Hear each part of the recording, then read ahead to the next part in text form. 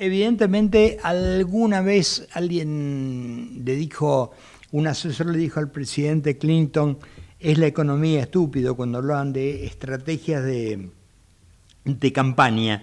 Y bueno, evidentemente acá la economía está jugando un rol como muy importante.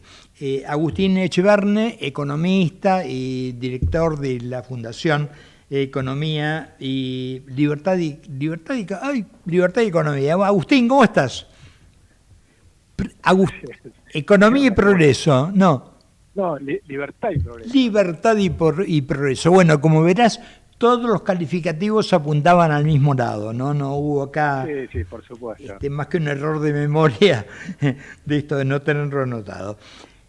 Agustín, venimos de un 1,9% de inflación.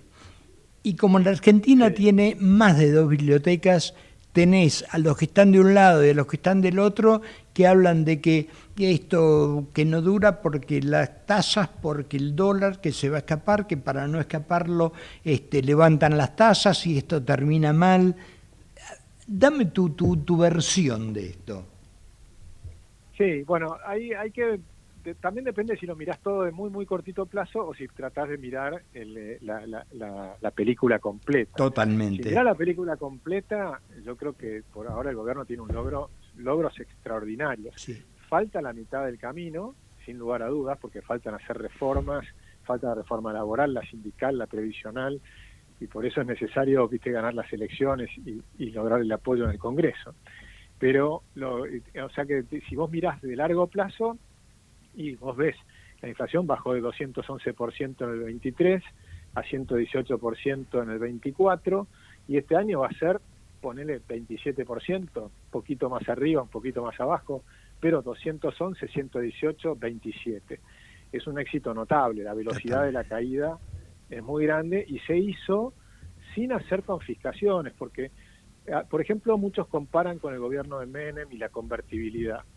Pero si comparás con el gobierno de Menem, a esta altura del gobierno de Menem, yo creo que todavía estaba Armán González o acababa de entrar Cavallo.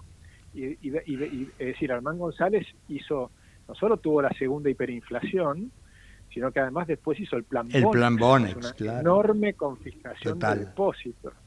Acá no tuvimos una segunda hiperinflación y no tuvimos confiscación de depósitos, como que también lo hizo Duhalde, con la especificación asimétrica. Sí, total. Entonces, cuando uno hace una comparación histórica, la verdad es que es espectacular lo que se ha logrado. Esa es la verdad cruda. Después están los que tratan de buscar agua para su molino, lo que fuere. Después sí puedes decir cosas de corto plazo.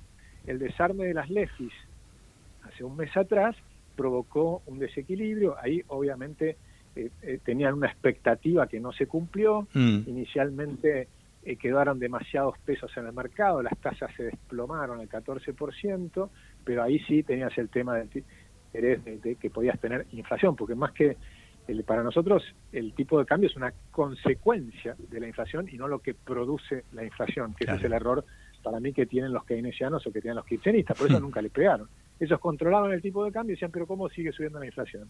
Y sí, seguía subiendo por más que tenía cepo y todo lo demás, la inflación era 211%. Entonces, pero no aprendieron, es impresionante, pero no aprenden, siguen creyendo de ese modo. Entonces creen que el tipo de cambio es lo que te define la inflación. No, lo que pasa es que había un sobrante de pesos, y ese sobrante de pesos sí te puede generar inflación. Entonces ahí estaba el problema, y por eso es que ahora están contrayendo los pesos, y el resultado es que te sube la tasa de interés. Entonces sí, hubo un cambio de cantidad de pesos en la economía que produjo un desequilibrio de corto plazo y las tasas subieron, y por supuesto en el nivel que están ahora no pueden continuar. Si continuaran en este nivel sería un desastre, pero yo creo que esto tiene que ver con ese desequilibrio del desarme de las LEFIs, más la sensación de esta campaña electoral, en este periodo preelectoral, que produjo mayores ruidos. Pero si yo miro la película de un poco más de largo plazo, creo que esto termina bien, porque creo que están haciendo una cantidad de reformas enormes, mantienen el superávit fiscal. Esta es una semana muy importante porque está el tema de los vetos en el Congreso. El Sí, gobierno, por supuesto, vetó los aumentos de los gastos porque quiere mantener el superávit fiscal, y si se mantiene el veto, creo que todo va a estar muy bien. Si en cambio logran aumentar el gasto, ahí sí vamos a tener algún cimbronazo adicional. Sí, ahora vos fíjate que hay un tema. Yo recién en mi pequeño editorial decía que Argentina parece no tener memoria de algunas cosas, ¿no? Porque están tomando todos los que están haciendo todo lo posible para que al gobierno le vaya mal, están tomando causas que evidentemente son muy nobles. ¿Quién no quiere que los jubilados ganen bien? ¿Quién no quiere que haya una cantidad de prestaciones a aquellos que tienen discapacidad? Pero por otro lado, cuando estuvieron no lo hicieron, y de todos modos están creyendo que la plata nace debajo de los árboles, ¿no? Totalmente. Si mirás el tema previsional, nosotros venimos explicando que la jubilación ha sido un robo. La jubilación obligatoria es un robo. Sí. Porque si no te pusieran una jubilación obligatoria, o sea, si no tuviera la obligatoriedad de hacer los aportes, ¿quién haría los aportes? Nadie. Claro. Nadie, porque todos saben que te roban esos aportes. Entonces nosotros hicimos un cálculo, ¿cuánto te roban? Porque es un robo, la jubilación, esos aportes que haces te los roban, literalmente te los roban. Cuando yo hice un video que hicimos hace más de 10 años, y estimamos todo lo que te sacan compulsivamente de tu salario, que era algo más de 30% de todos los salarios de toda tu vida. Es un montón lo que te sacan. ¿Cuánto? Bueno, para un salario mínimo, en el momento que hice el cálculo y comparándolo contra casas que podía comprar a través de internet, las buscabas, casas del conurbano bonaerense, pero con cochera, o sea que estaba buscando casas que tenía, que por lo menos no eran casuchas, eran casas que como mínimo era una persona que tenía un coche. Y te podías comprar 6 casas con lo que pagabas durante 40 años de aportes. 6 casas, eso es lo que te sacan. Ahora, si vos estás en pareja, casado, lo que fuere, y también tu pareja trabaja lo mismo y aportaba lo mismo, te sacaron 12 casas, una de las cuales iba para el sindicato, pero el resto te las estaban sacando. Entonces imagínate el poder que significa sacarte un 30% de todos tus sueldos de toda tu vida. Es una locura demencial. Ese es el sistema de jubilación que yo siempre estuve en contra de que fuera obligatorio. Después vino la confiscación en el 2008. Claro. Ese fue en la época de Massa, Vudú, ¿no? y Cristina Kirchner y demás. Bueno, ellos robaron, literalmente, te robaron a 9 millones de personas que tenían que todos los meses, yo le digo para que se acuerde la gente que nos está escuchando, ¿no? Sí. Todos los meses te llegaba a tu casa cuánta plata tenías acumulado en tu cuenta personal con tus aportes, que además no te incluían todos los aportes que hacían, te incluían solamente el 11% que es el aporte directo que te sacaban del sueldo, pero no computaban el 16% que le sacaban a la empresa por tu contrato laboral y que era para pagar a los viejos de antes, al sistema viejo de reparto. Sí. Ese esfuerzo gigantesco que hizo mi generación, nuestra generación, que pagamos a los anteriores y acumulábamos al nuestro, después, cuando pasaron 14 años, se empezó a ser positivo. Y ahí fue cuando lo confiscaron. Cuando por primera vez fue superavitario el sistema, ahí lo confiscaron. No, la maldad de los políticos es tremenda. Bueno, primero... Tiene que recordarse la historia de estas cosas. Primero, acordate, Agustín, que primero te hicieron votar. ¿Te acordás que había habido una no sé si era una votación o una consulta? Exacto. ¿Quieres seguir en el privado? Querías quedarte. Primero te preguntan, ¿querés volver al sistema de reparto? La gente le dijo no. No. Y después vos tenías la libertad, porque otra mentira que decían es que era un tema de jubilaciones privadas o no privadas, o estatales. Sí. En realidad estaba la FJP Nación, que era estatal. Claro. O sea que vos podrías haber dicho que podías mantenerte en la FJP privada y era libre de cambiarte a la FJP estatal. Si vos sos estatista y te gustaba el Estado, podías estar en la estatal, pero si vos querías tener que te la administre un privado, podías tener varias, que tenía como 9 o 10 diferentes que podías elegir. Es decir, que tenías libertad de opción. Después de darte la libertad de opción, te la sacaron, te robaron la plata. Entonces, cuando uno dice que queremos mejorar las jubilaciones, por supuesto. Pero ¿cómo hacemos? Bueno, tenés que hacer una reforma previsional donde tengas una mayor cantidad de aportantes y vas a tener un sistema de reparto. Y si no, tenemos que volver al sistema de capitalización.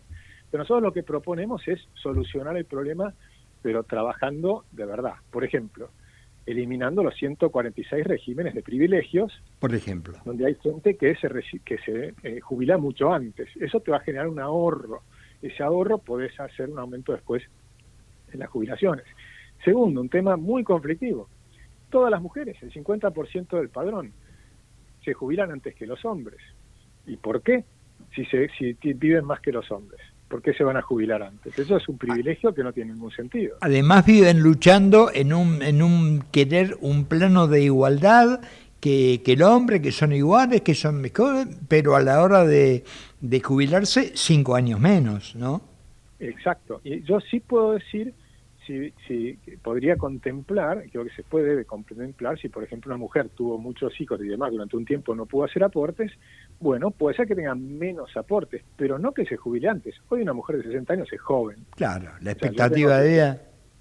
Yo tengo 62, si no me dejas trabajar más, me mato. Yo quiero seguir trabajando. O sea que, de hecho, una cosa que nosotros proponemos es que si querés seguir trabajando más allá de los 65, bueno, podés seguir trabajando y entonces después te jubilás más tarde, por ahí a los 67, a los 68, a los 70, pero el que se jubila más tarde recibe más de jubilación, porque va a tener menor cantidad de tiempo que va a tener que ser soportado por la jubilación por el resto de la gente, y además porque se acumuló más la plata que aportaste.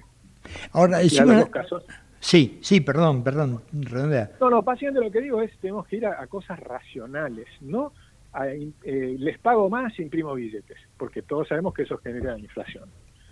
Ahora, Agustín, hay una pieza al rompecabezas que me parece que es absolutamente imprescindible, que es una reforma laboral, porque en la medida en que necesitamos puestos de trabajo en blanco que hagan el aporte, tenemos el altísimo riesgo que corre una pyme cuando toma 2 empleados, uno se inventa que se lastimó un dedo y le cuesta la mitad o la totalidad de la empresa el juicio laboral, ¿o no?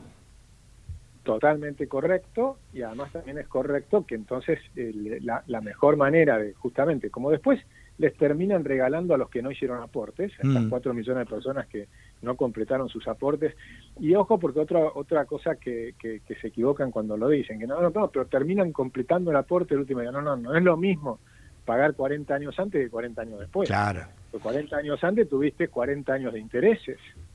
En cambio, si pagás el último día, no tuviste los 40 años de intereses. Entonces lo que estás pagando es una fracción chiquitita de lo que te correspondía. Entonces, esas cosas también son falsedades ideológicas, porque no todo el mundo sabe de finanzas, pero todos los que sabemos de finanzas tenemos que explicarlo, tenemos la obligación de explicar estas cosas.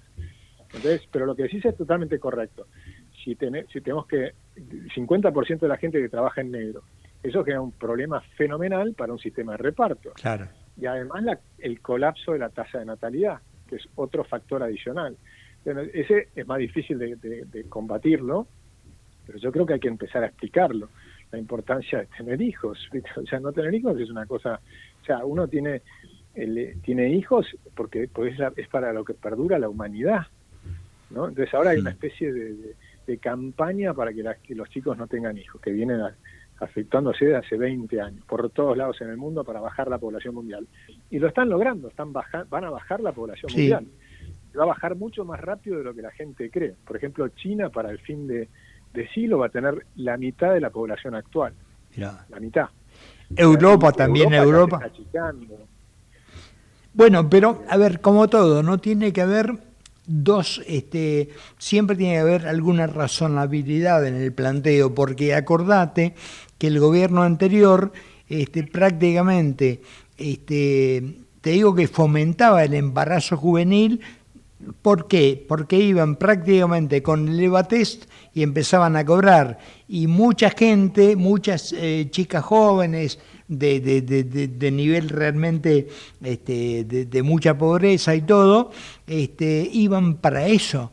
quedaban embarazadas para cobrar eso, y no es un invento mío. Mira, a mí me lo dijo una persona absolutamente responsable como Margarita Barrientos, que un día en una nota le dije, pero Margarita, ¿usted cree que alguna chica puede quedar embarazada nada más que para cobrar el plan? Me dijo, sí, señor. Entonces, bueno, eso puede ocurrir en lugares digamos, de muy bajo nivel social, no solo económico, claro, sí, por supuesto.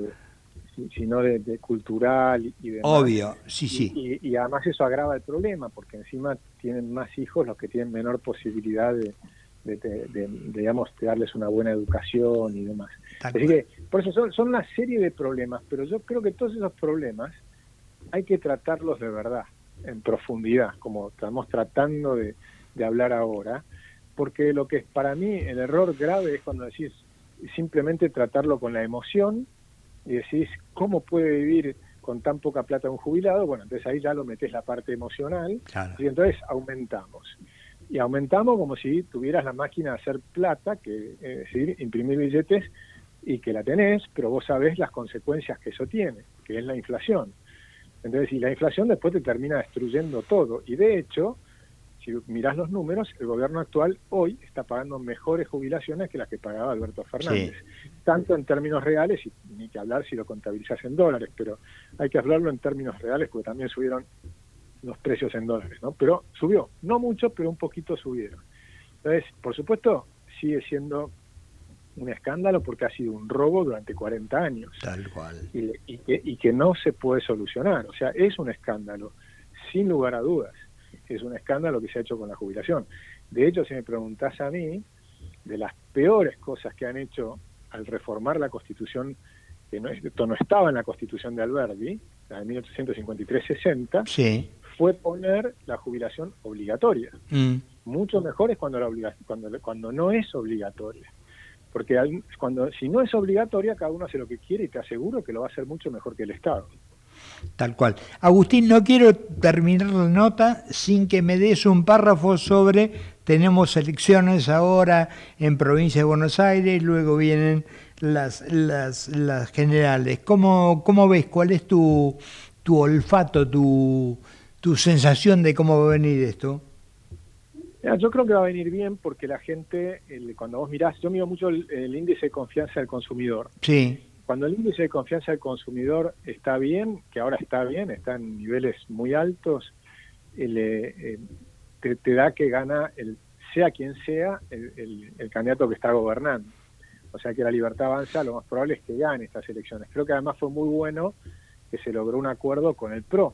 Entonces tenés al PRO y a la Libertad Avanza unidos, es decir, que la centroderecha está unido. Después tenés algunos partidos chiquitos de centroderecha, algunas personas que quieren tener algún voto que le van a sacar a la Libertad Avanza y al PRO. Pero mayoritariamente creo que ese va a ser el partido ganador a nivel de todo el país. Está la duda en la provincia de Buenos Aires qué va a pasar, vamos a verlo, ahí es donde está refugiado, digamos, el kirchnerismo. Sí. Y vamos a ver qué es lo que ocurre. Yo creo que sería muy bueno, creo que va a pasar, pero bueno, falta poco tiempo para verlo, que el peronismo pierda la provincia de Buenos Aires, porque si gana José Luis Espert, y José Luis Espert es el próximo gobernador, sí, va a ser una transformación enorme. Por lo pronto, de entrada, va a bajar de 15 ministerios a 5, va a poner un orden en las cuentas públicas de la provincia, va a poner orden en la seguridad, que es otro tema clave para la gente. Es decir, tiene visiones muy claras, como las tiene Patricia Bullrich, digamos, que es la ministra de Seguridad, que ahora va a entrar como candidata a senadora, va a ser senadora, ¿no? Exactamente, sí. Y entonces yo creo que me parece que eso es lo que va a ocurrir, que después de este periodo electoral, para mí, gana la Libertad Avanza, y eso va a generar, va a demostrar que sigue teniendo apoyo, a pesar de que se hizo, por supuesto, un ajuste fuerte al principio del año pasado, y todavía la recuperación de la economía, que yo creo que es evidente, pero no para todo el mundo, porque los sectores no todos andan al mismo tiempo, y cuando yo voy mirando el consumo, es impresionante cómo se rebotó, por ejemplo, creció mucho el consumo de electrodomésticos, sí, subió 75%. Eso significa gente que no podía comprarse un electrodoméstico y que ahora sí se puede comprar. Entonces ahí hay gente que ha mejorado. También ha mejorado los sectores más populares, porque la AUH, digamos, los que están dependiendo de la AUH, sí, ha subido mucho más fuerte que la inflación. O sea que ese sector también está mejorando. Pero después es un tema regional. Hay cosas que están andando muy rápido en algunas provincias, en lo que es minería, sobre todo en lo que es en petróleo, gas, pero también ahora en las que empiezan la minería en cobre y demás, en las provincias esas están creciendo fuerte, pero tenés otros lugares en el conurbano y demás que están todavía mucho más rezagados. La industria está despareja, hay lugares que están recuperándose y otros que todavía están por abajo del marcador. Entonces, cada uno lo vive en su bolsillo, ¿no? Cómo te pega a vos, a tu sector, a tu familia. pero se siente que estamos en el rumbo correcto. Agustín, te agradezco como de costumbre la amabilidad de estar estos minutos con nosotros. Dale. Un placer, un abrazo grande. Igualmente, Agustín Echevarne, economista, director de la Fundación Libertad y Progreso, que antes se me trabucó la neurona y no me acordé, Javier me sacó del pozo.